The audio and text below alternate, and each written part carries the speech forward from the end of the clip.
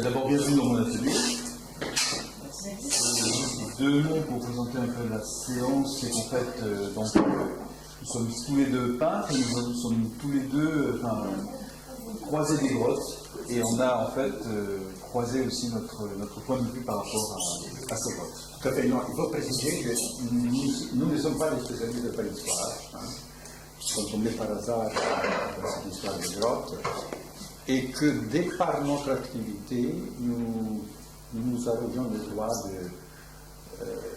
d'interroger le mode opératoire de nos ancêtres. Voilà, c'est là le problème.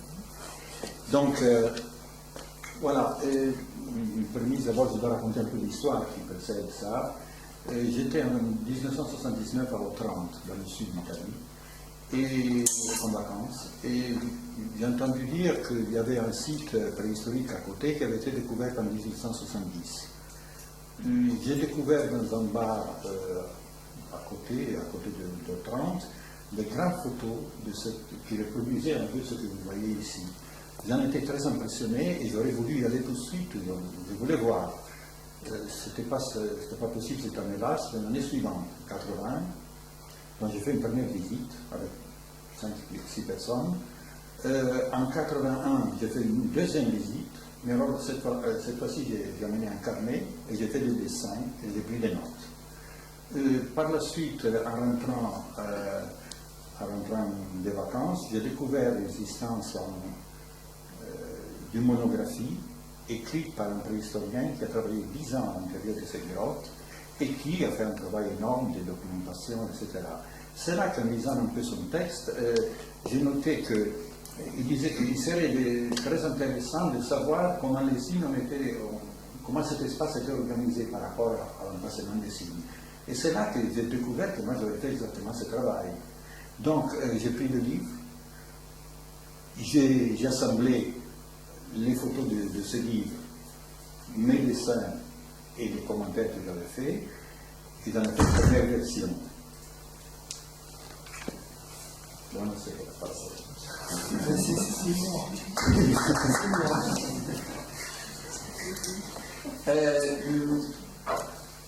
En travaillant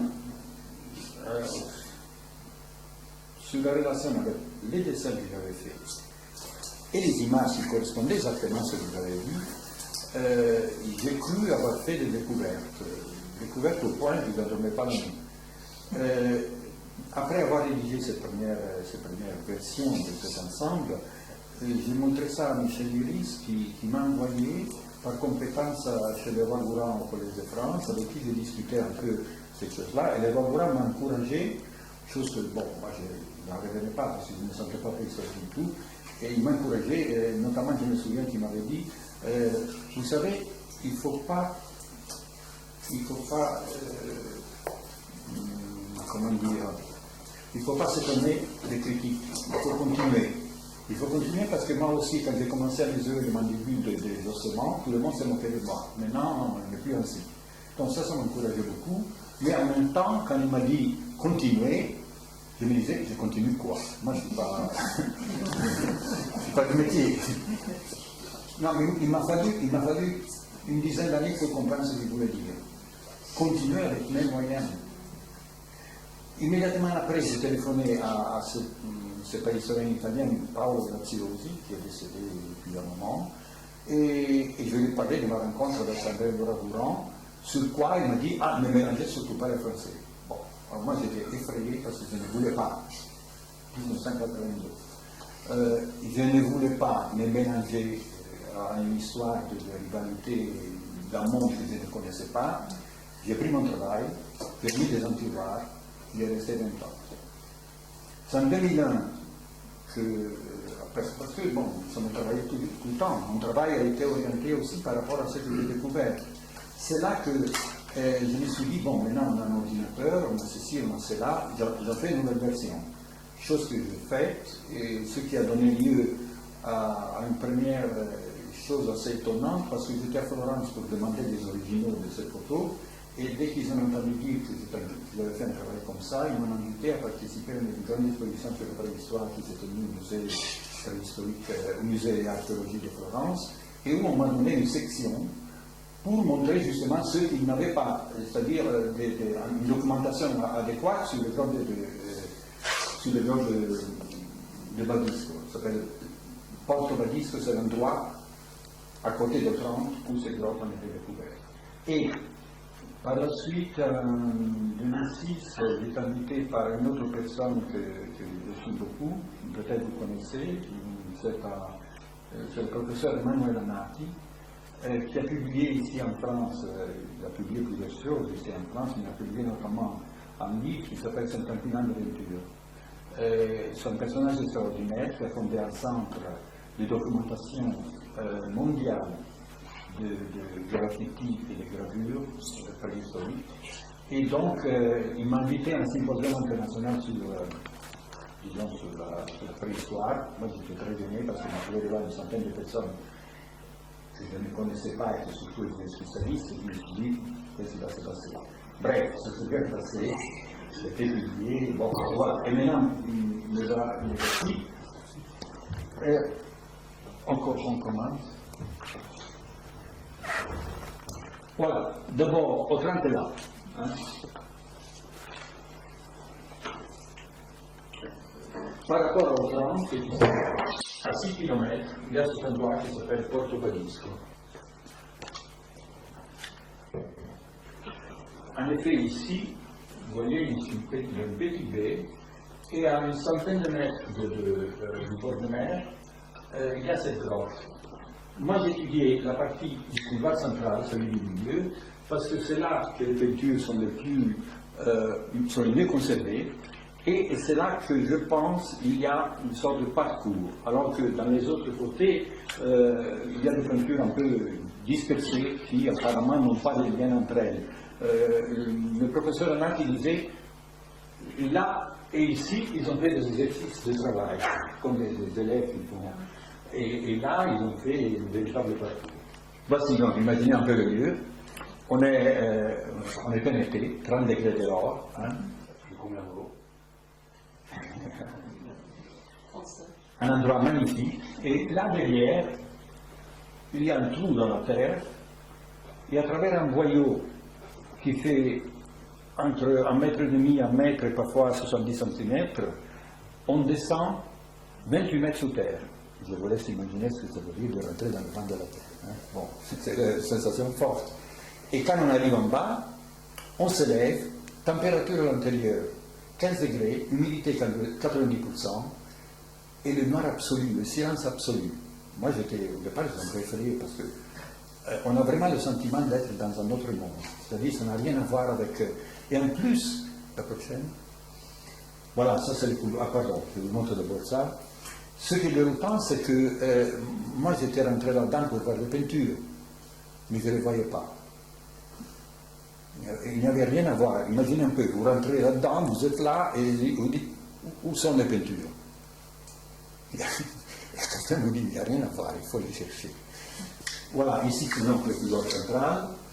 Et voilà comment ça fonctionne. Donc l'entrée est ici, le centre c'est de l'eau. Il y a cette partie-là où il y a des peintures rouges, peintes avec de l'ocre rouge. Par la suite, il y a des peintures noires, faites avec le guano des chauves-souris. Il y a une zone neutre ici où il y a une flaque d'eau et un dépôt de guano. Et une dernière partie, toujours avec des peintures noires en pente. Moi, à partir de là, j'ai fait une autre distinction. Dans la première partie, il y a un certain nombre de foyers distincts, hein, peints en peinture rouge, et des foyers parce qu'on a trouvé autour aussi de morceaux de céramique, des ossements d'animaux, etc. Et par la suite, tout change. Ici, il y a des salles, c'est-à-dire, vous voyez, il y a un espace qui s'est rétréci ici, qui communique sur un autre rétrécissement, un autre passage, etc. Et à partir de la zone neutre, il y a enfin quelque chose qui, selon moi, et d'après les peintures que j'ai vues, n'a pas de solution de continuité. C'est-à-dire que c'est en continu, une seule chose.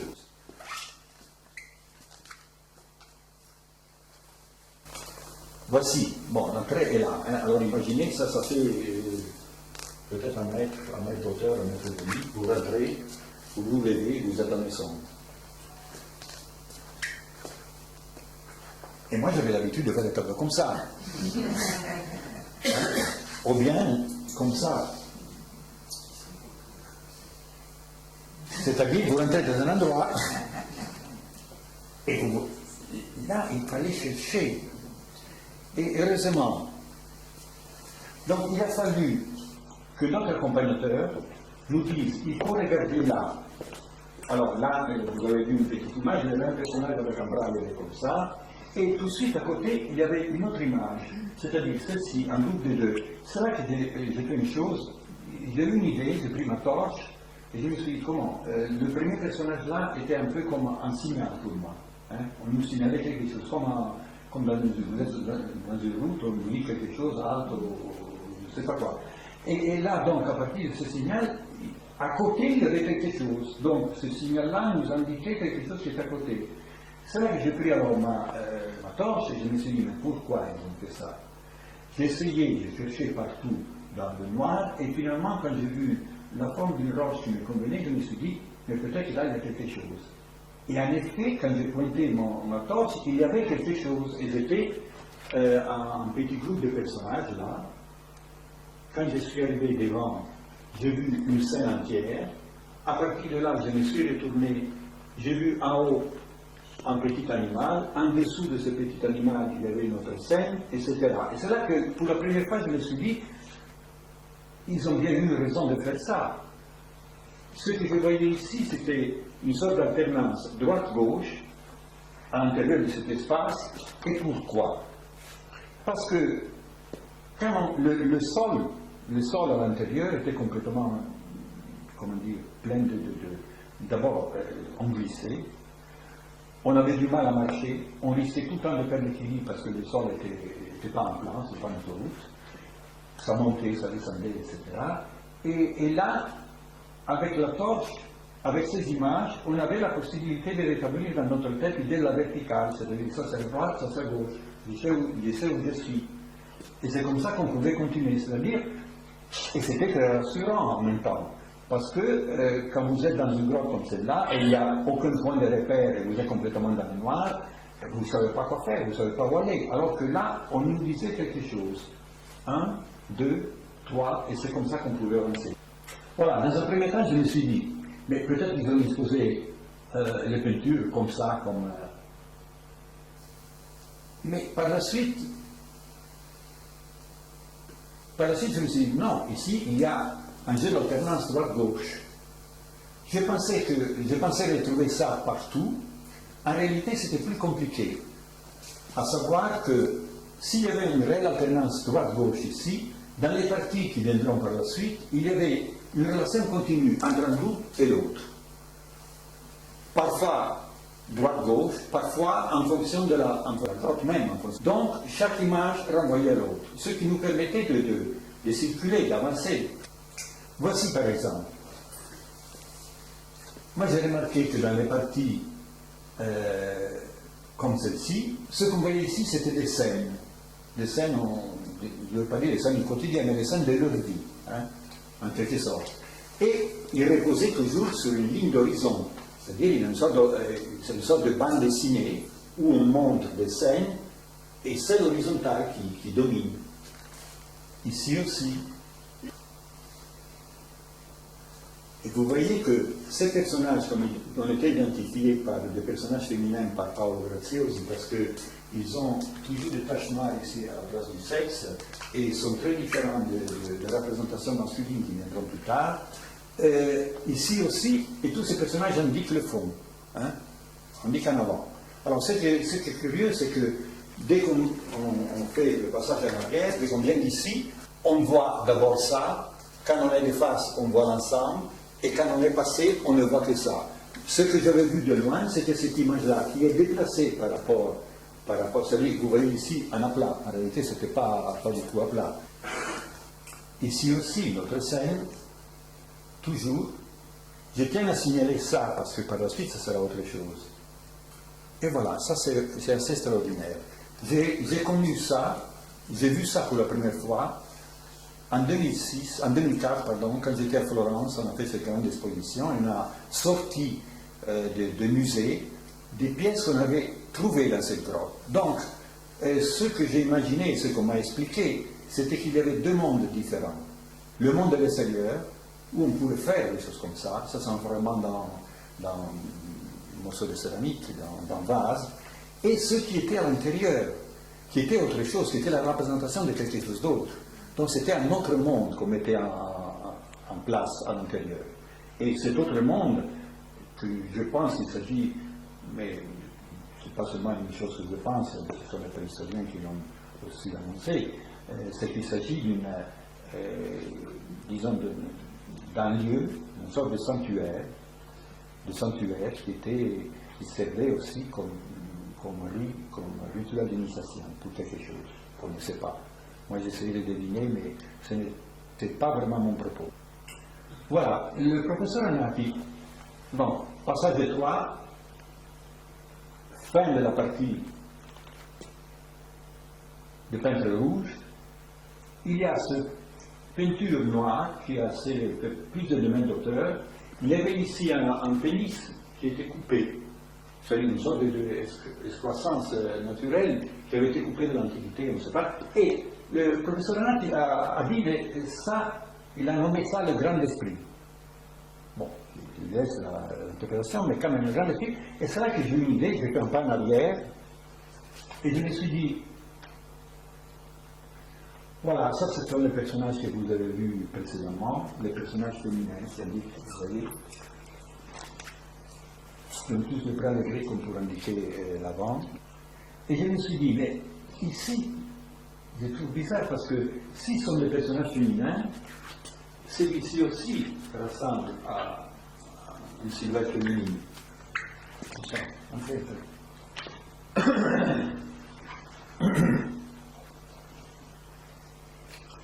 Donc, on pourrait penser, même si je ne veux pas trop m'avancer dans cette chose-là, que dans cette première partie était dominée par les femmes, et que l'autre partie était autre chose, on va voir ce que c'était. Il y a maintenant ici un passage très étroit.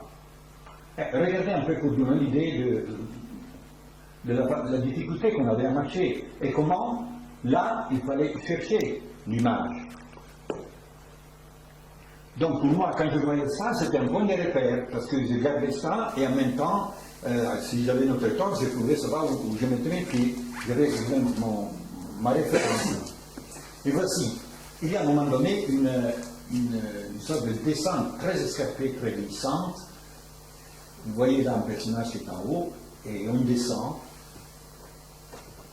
Voilà, ça c'était le dessin. Donc, on glisse, sur la gauche il y a des signes effacés. En face, il y a l'empreinte d'une main.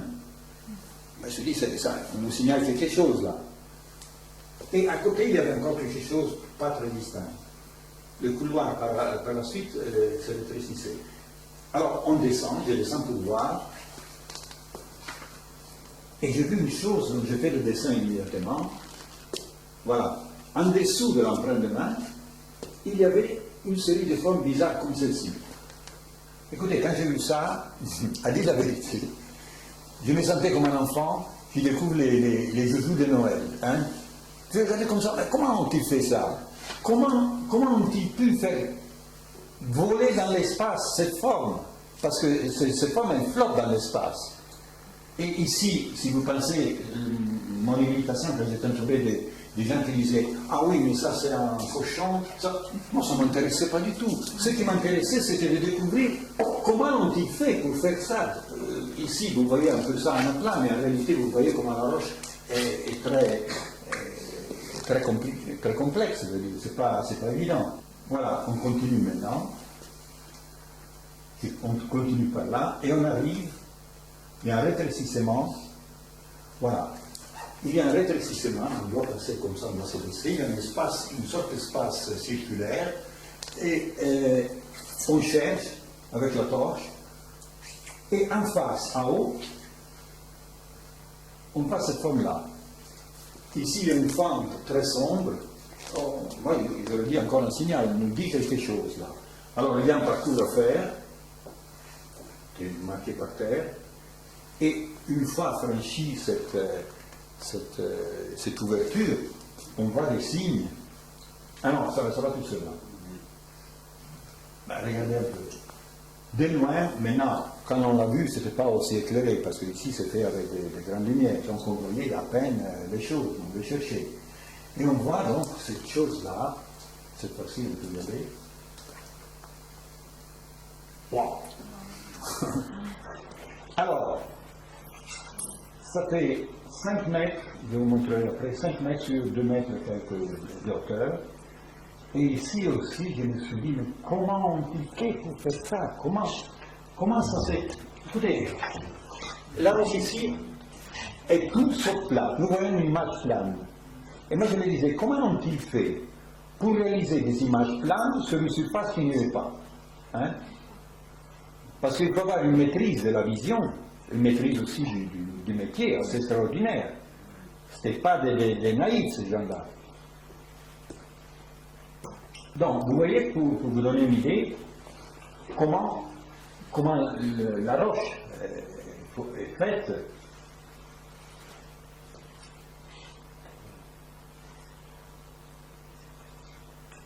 Voilà, ça c'est une photo qui vient de spécialistes qui ont fait cette photo. Vous voyez comment, ici on voit bien les reliefs. Hein. Et pourtant, quand je vous ai montré l'image, et même quand vous aviez votre torche devant, vous voyez ça comme quelque chose à plat. Et même la taille était énorme. Et moi, surtout, j'étais intéressé par cette idée de flottement et par cette idée de, comme une sorte de musique, hein, une sorte de mouvement comme ça, une sorte de vague. Voilà. Aujourd'hui, ils sont en train avec des appareils très modernes, ils sont en train de faire ce que moi j'essayais de faire il y a beaucoup d'années, c'est-à-dire de découvrir un peu la relation entre la vision en aplat et la structure de la roche. La raison aussi, c'est parce qu'il veut reconstruire un facsimilé de la grotte. Et bon, facsimilé c'est très bien, mais moi je me suis demandé toujours, parce que je l'ai fait avec des responsables de l'Université de Lecce qui connaissaient bien cet argument, j'ai lu ce qu'ils avaient écrit et je me suis dit, mais sans intérêt. Ce qu'ils écrivaient, eux ils sont très fiers parce qu'ils disent c'est à nous, c'est notre patrimoine, etc. Mais quand ils parlent de cette peinture, ils font de poésie. Alors que moi, s'il y avait de la poésie à faire, c'était sur la façon dont les images fonctionnent. C'est à partir de là, c'est-à-dire comment elles sont faites, c'est à partir de là qu'on peut comprendre quelque chose. Voilà donc ce qui m'intéressait. Ça devrait venir.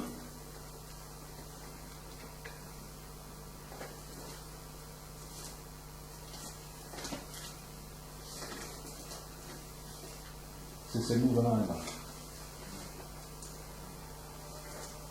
Vous voyez, si on enlève le côté compliqué, si vous voulez, de la surface rocheuse, on voit ça. Et là, je me suis dit, mais là, il faut savoir pourquoi. Comment, pourquoi. Voilà, je montre ça parce que dans le passé, ici on est les paléolithiques, il y a 6000 ans, entre 6000 et 8000. Ça dépend des datations au carbone qu'ils ont faites, donc, mais disons 6-7 000 ans. Alors, à Altamira,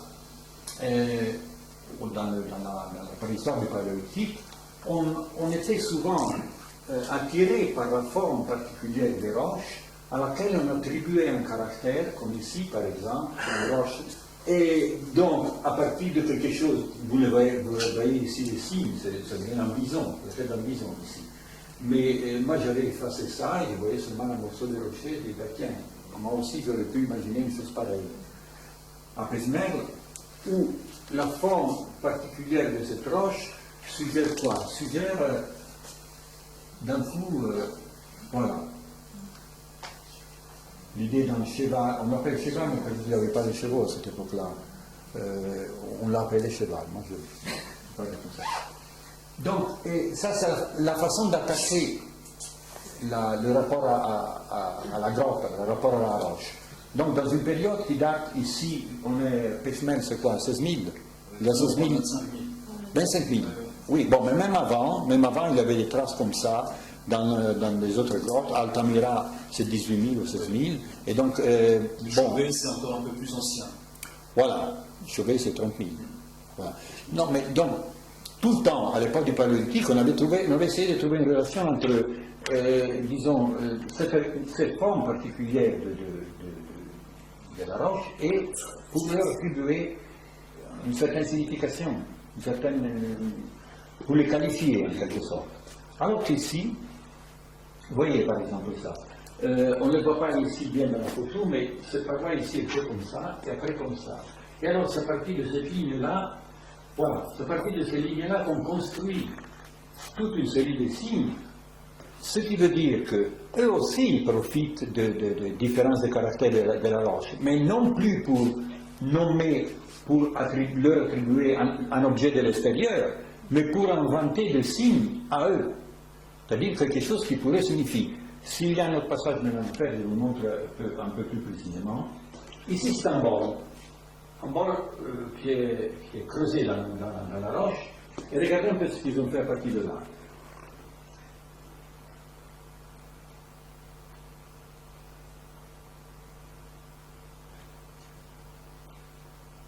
Donc, ils inventent.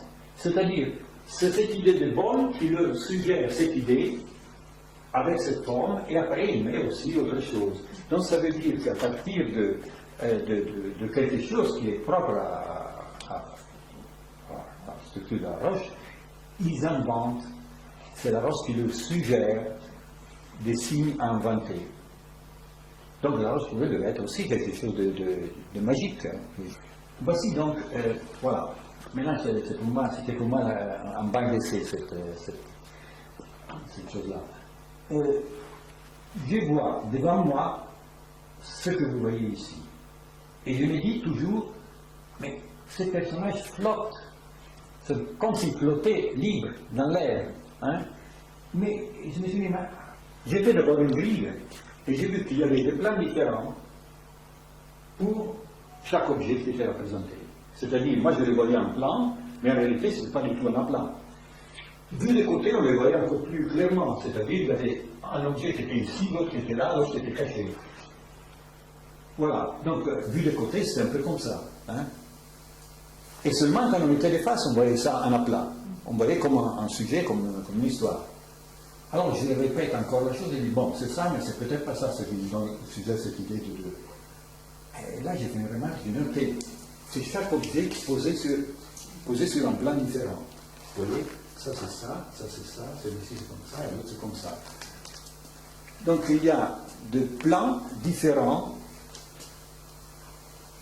pas seulement, mais par exemple cette serre-là, je suppose, présente l'idée d'un raccourci.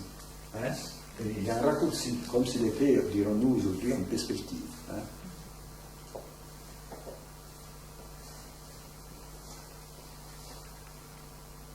Si je prolonge les perspectives, ça devient ça. Donc ça veut dire que ces gens considéraient la surface de la roche comme quelque chose de franchissable. Vous pouvez aller au-delà. L'idée de suspension tient justement à cette conscience que la roche est quelque chose qu'on peut franchir. On peut entrer, on peut en sortir.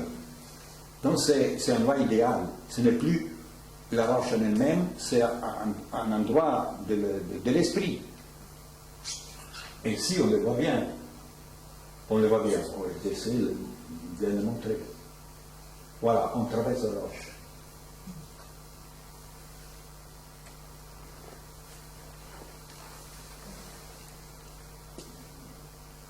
Bon, vous voyez un peu ce que c'est l'intérieur. Hein? Marcher ici et avoir des points de référence, c'est essentiel. Sinon, on se casse la figure, comment dire. C'est vraiment très difficile.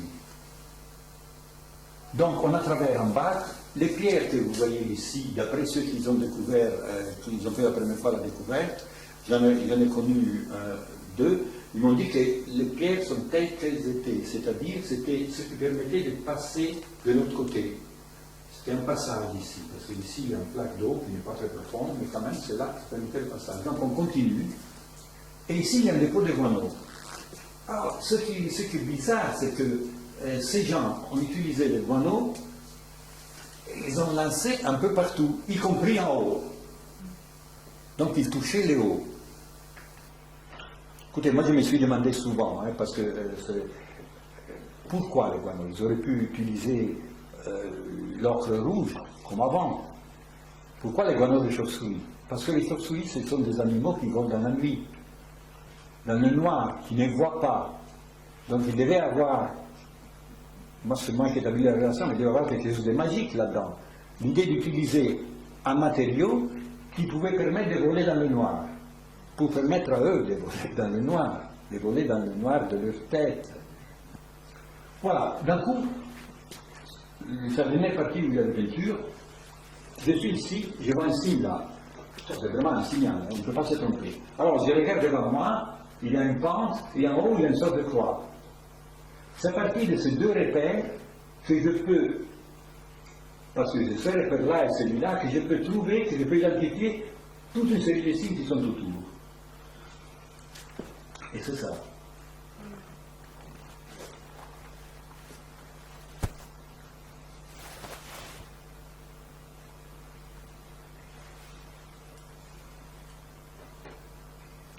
Voilà, ici, sur la page droite, il y avait des personnages. Alors, bon, je vais te montrer par la suite le détail de ces deux personnages-là. Regardez, tout est en noir. Alors, vous voyez, ici, on peut bien identifier là-haut, par exemple, que le bras est devant par rapport à l'autre qui est en arrière.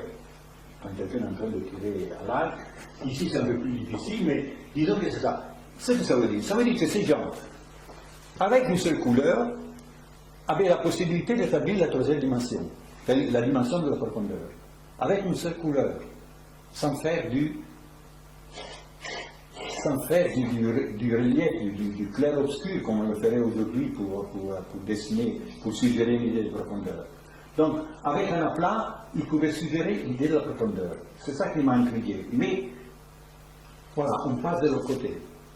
On passe de l'autre côté, on vient, donc on passe à travers ces passages-là, on monte, on regarde en face, et on voit quelque chose qui a ce mouvement-là. Et là, on monte. Moi, je vois une série de signes un peu partout. Et ces signes sont un peu liés, un peu. Hein? C'est un peu comme s'il y avait une sorte de mouvement musical. Et en réalité, si je regarde les deux parois, je vois que les signes que je vois ici et ceux que je vois là sont liés. Hein? Il y a tout un jeu comme ça, carrément un certain nombre de signes qui tombent ici, qui ont l'air de tomber sur le terrain, mais qui remontent là-haut pour continuer nos jeux. Et regardez ça. Donc moi j'ai vu qu'il y avait une relation entre le fait que quand l'espace ici était plus étroit, c'est-à-dire ici ça fait comme ça, et ici ça fait comme ça. C'est-à-dire comme s'il y avait un jeu harmonique. Ici ça descend, et là ça monte. Hein? Et pas seulement. J'ai demandé aussi à des préhistoriens s'il pouvait y avoir une relation entre la voix, le chant et ce qu'on voyait ici, et ils m'ont répondu que c'est évident. C'est évident, ben, pas évident pour moi, mais bon, c'était évident parce que si c'est dit dans le rituel, et si ces choses-là ne sont pas faites par hasard, même les amis, celle-là pour une raison, celle-ci pour une raison, et celle-ci pour une raison aussi, c'est parce qu'il devait y avoir quelque chose de récit qui allait avec. Hein? C'est un accompagnement. Et moi, j'ai pensé qu'il y avait là une sorte d'écriture musicale. C'est-à-dire, c'est comme s'il y avait des notes, c'est comme si chacun de ces signes correspondait à un son ou à un ensemble de sons, et qu'à partir de là, on pouvait passer à un autre élément, etc. Et voilà comment ça se présente quand on est en haut. Hein. Il y a toute une série de passages comme ça, comme des grandes marches. Et alors, j'ai remarqué que les signes fonctionnaient comme ça. Hein. Pour arriver en haut, où l'espace est très étroit, il est haut comme ça, donc il fallait se pencher pour pouvoir passer, vous voyez, et où, à un moment donné, on voit quelque chose d'assez extraordinaire, qui sont des empreintes de main. au même plafond. Comme ça, nous, on était là comme ça, on pouvait presque y toucher nous aussi. Donc plusieurs empreintes de main. Pas d'empreintes de main d'adultes, d'empreintes de main soit de femmes, soit d'enfants, c'est ce qu'on nous a dit. Et là, j'ai remarqué une chose. Par rapport à ce que j'ai vu jusqu'à présent, où les peintures étaient placées sur la droite et sur la gauche, parfois il y avait l'indication du haut, mais le haut n'était jamais touché. Alors qu'ici, le haut, on le touche, on s'en approprie. Moi, j'appelais cette salle la salle du ciel. Quand j'étais à Florence, j'ai présenté ma section d'exposition, il y avait un préhistorien qui m'a dit « Mais comment est-il possible d'appeler salle du ciel un endroit qui a 30 mètres sous terre ?» Moi, j'ai trouvé que, bon, c'est arbitraire, salle du ciel, c'est une chose qui me donnait comme ça, parce que je me suis dit, ils ont touché le ciel. Ça veut dire, donc, pour moi, étranger à tout ça, qu'il y a là-dedans une sorte de vision du cosmos qu'ils sont en train de mettre en place et où chaque élément a sa fonction. Et que là, à un moment donné, ils touchent, c'est comme si nous allions sur la Lune, ils ont touché la Lune, ils se sont appropriés complètement de cet espace. Avant, c'est la droite-gauche, après les jets du guano vers le haut, quelques signes en haut, mais qui ne jamais sur le plafond, parce que la hauteur moyenne est de 4 mètres, 4 mètres 50. Bon, et donc, et ici, je me suis dit qu'il y a quelque chose, ça veut dire que c'est un passage important, parce qu'il touche le haut, et qu'est-ce qui se passe après? Alors d'abord, je vais montrer comment j'avais imaginé, moi, le passage. D'abord, voilà, le plan sur lequel je voyais les peintures était un plan horizontal. Hein. Après, dans cette salle, les signes fonctionnent de cette manière-là. Donc ça veut dire que pour la configuration particulière de cet espace, ce plan qui est horizontal touche le haut. Mais le passage suivant est celui-ci, qu'ils sont passés d'une maîtrise de l'espace droite-gauche, et naturellement la maîtrise du plan de la Terre, parce qu'ils avaient les pieds par terre, à la maîtrise du haut. Donc toutes les dimensions de l'espace. Il ne dit pas au hasard cette chose-là, parce que les images qui vont venir, voilà, ici c'est le passage, hein, vous voyez comment c'est. On passe de l'autre côté, on va sur de personnage-là. Je veux dire, le personnage, moi j'ai regardé ça, mais surtout, j'étais rentré dans un espace où il y avait ça. Il y avait ça qui dominait cet espace. Le professeur Anati a fait une distinction en parlant de peinture préhistorique. Il a nommé, il a fait essayé de donner un caractère précis, il a parlé de pictogrammes, c'est-à-dire les objets qu'on reconnaît directement, idéogrammes, ce qu'on peut identifier comme expression d'une idée, et psychogrammes. Bon, il rentre un peu dans un terrain qui n'est pas le sien, mais qu'est-ce qu'il voulait dire par là? Il voulait dire qu'il y a certains signes dont on ne sait rien, qu'on ne connaît pas, qu'on n'a jamais vu, etc., qui ont la possibilité de nous prendre l'estomac, sans savoir pourquoi. C'est exactement ce que j'ai ressenti quand j'ai vu ces choses-là, parce que moi, je suis né dans une culture chrétienne, je vois là une croix, et en même temps, je sentais ça comme quelque chose de familier, de très éloigné. Mais pas de très éloigné comme s'il était enfui dans ma mémoire, comme si c'était quelque chose de familier, parce que c'était quelque chose qui venait de très loin. Je ne savais pas pourquoi, mais c'était à la fois inquiétant et rassurant. On a trouvé que cette forme-là était peut-être une forme féminine. Et alors, ce qui est assez... Le signe n'est pas très grand, il fait 80 cm, c'est grand comme ça. Mais il domine tout ce dernier espace qui termine en forme de V. On ne peut pas aller plus loin. Et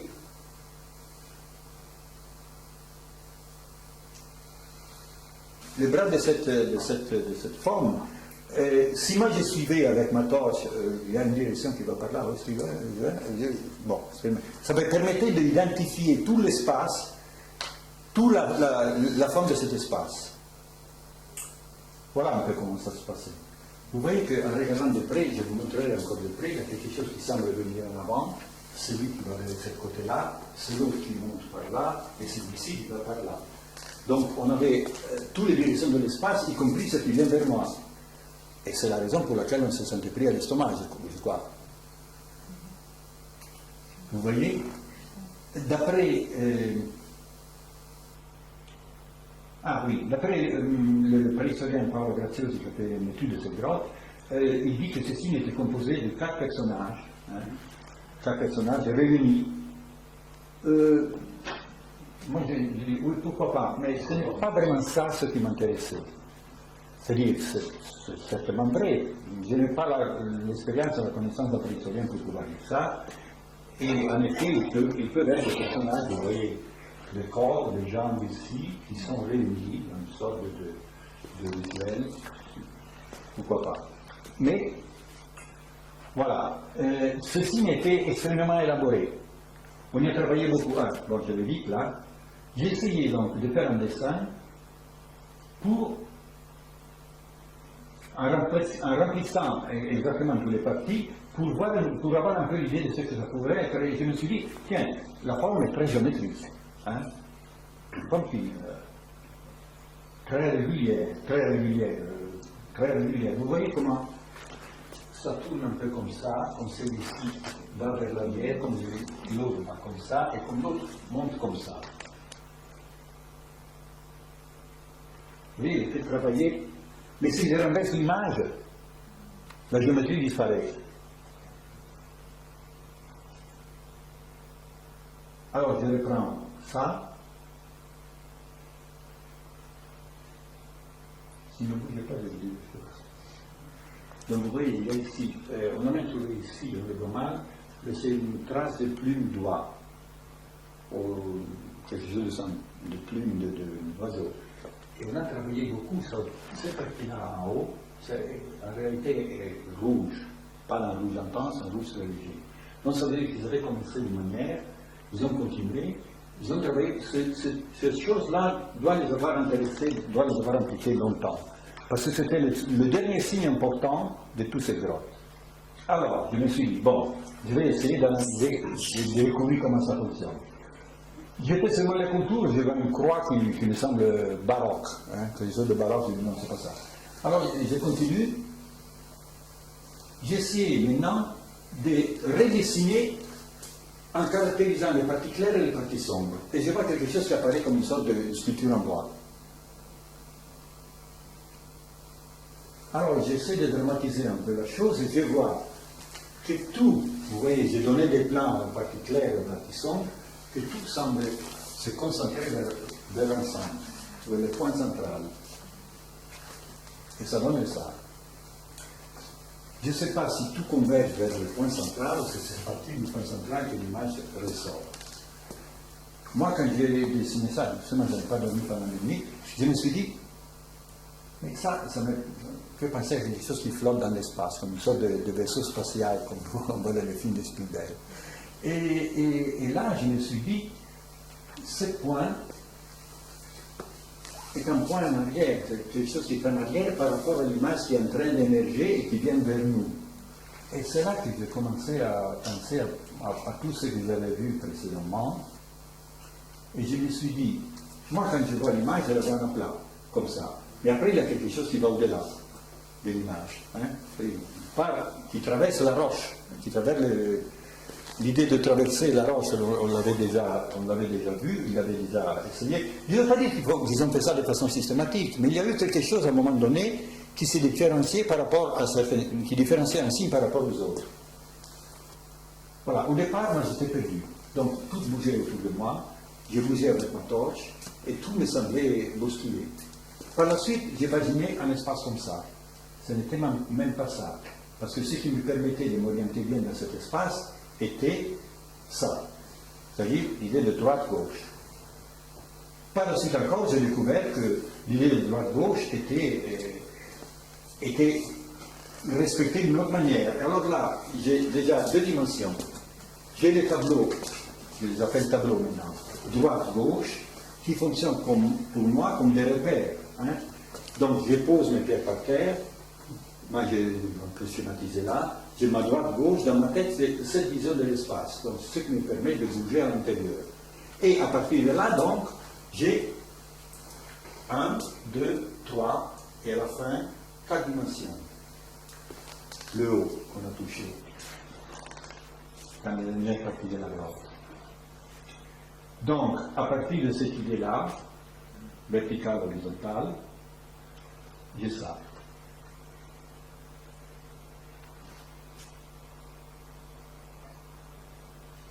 Ce qui me fait penser que ces gens avaient une idée d'un espace multiple, complexe. Un espace à plusieurs dimensions. Pas seulement le haut, le bas, la droite, la gauche, ce qui est en avant et ce qui est en arrière. Donc une maîtrise de l'espace, dirait-on, moderne. Ça, c'est un chemin moderne. Je ne veux pas dire qu'eux, ils ont passé comme ça. Mais c'est le sentiment qu'ils transmettent avec la capacité de réalisation qu'ils ont eue quand ils ont fait ça. J'ai remarqué aussi qu'ils étaient capables de dénoter avec une seule couleur, de suggérer l'idée de profondeur. De la troisième dimension. C'est comme si c'était les silhouettes. Et ici, carrément, il montre, il donne le sentiment de pouvoir traverser la roche. Donc la roche est devenue quelque chose de purement symbolique.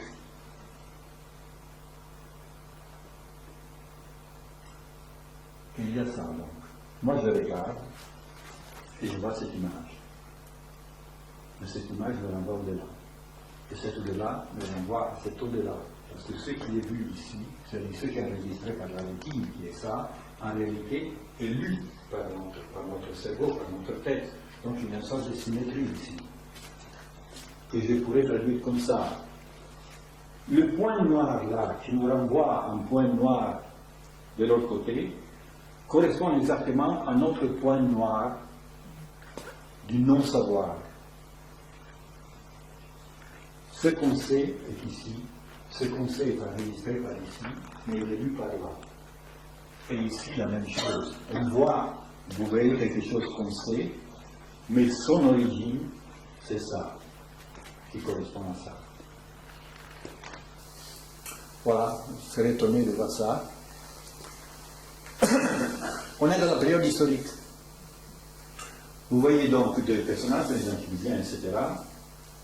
Mais leur relation avec le fond est incertaine. Le fond, pour eux, n'a pas d'importance.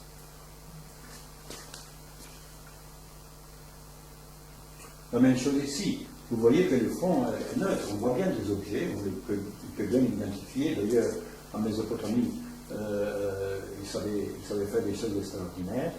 Mais le fond ne les intéresse pas. En effet, il y a un grand historien de l'art, Panofsky, qui avait dit que l'Antiquité n'avait pas de concept d'espace. Il n'y avait que des lieux et des corps. Il n'y avait pas l'espace tel que nous l'imaginons, profondeur, la perspective et tout ce que il ignorait complètement. Il n'y avait que des lieux et des corps. Et c'est ça ce qui était représenté. Même en Égypte, c'est la même chose. Les personnages, mais ça, c'était simplement un fond neutre, non visible. Et donc, il faisait simultanément des hiéroglyphes et des personnages.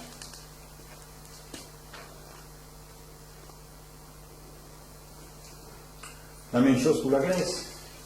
Quoiqu'en Grèce, on a vu que dans le théâtre grec, on a commencé à faire on dirait nous, aujourd'hui des fausses perspectives pour suggérer une idée de profondeur de la scène. Ce qui était adopté par les Romains, et c'était des peintres grecs, comme ici. Mais tout en me référant à Panofsky, vous voyez comment, pour nous aujourd'hui, pour notre regard, c'est effrayant en quelque sorte, parce que ces fonds-là, tous ces fonds-là, sont des vides. Il n'y a rien. Il n'y a pas d'atmosphère, il n'y a pas. Alors que plus tard, on arrive au Moyen-Âge, mais ça c'est la chrétienté qui a porté ça. Vous voyez comment on commence à construire un espace qui a une certaine profondeur. C'est une boîte. Et il y a derrière un ciel. Mais ce ciel est un ciel symbolique, n'est pas le ciel où on respire.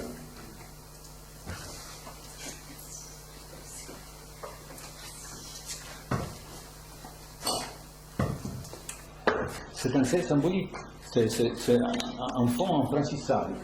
Et il y a seulement avec la perspective qu'on invente quelque chose où on veut suggérer l'idée de la profondeur. De la profondeur telle qu'on la voit, très proche de la vue.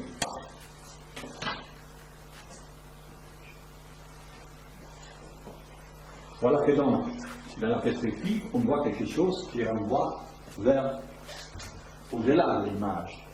Toutes nos cultures aujourd'hui tiennent justement à cette conscience que l'image a une origine, qu'il y a quelque chose derrière l'image.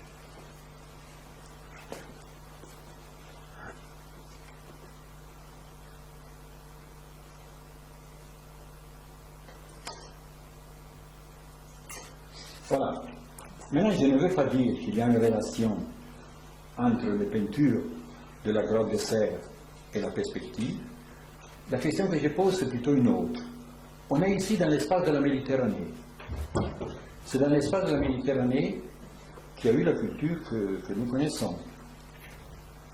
Et j'ai trouvé, moi, étonnant, et je me demande pourquoi, à un moment donné, à une époque très lointaine, une petite communauté a pu imaginer une chose pareille. C'est parce que probablement, moi je dis comme ça, ils avaient le temps de penser.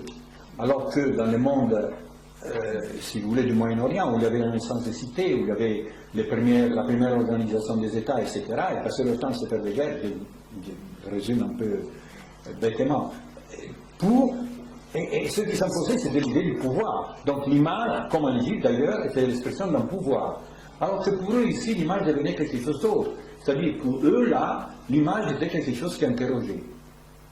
Eux, ils avaient occupé cette grotte, ils avaient transformé cette grotte en une sorte de sanctuaire où ils résumaient tout leur savoir et tout ce qu'ils ne savaient pas. Ils l'ont exprimé comme ça. Bon, je vous remercie de votre attention.